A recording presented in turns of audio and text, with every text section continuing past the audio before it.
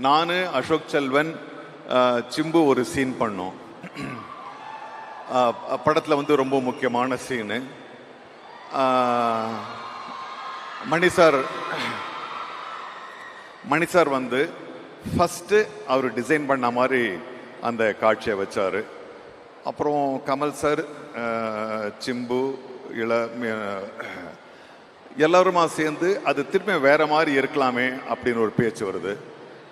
இன்னைக்கு இருக்கிற பல டைரக்டரில் நான் தப்பாக நினச்சக்கூடாது, நான் சொன்னதை தான் பண்ணுன்ற ஒரு பிடிவாதம் இருக்கும்போது மணி எங்களுக்கான ஒரு ஸ்பேஸை கொடுக்குறாரு.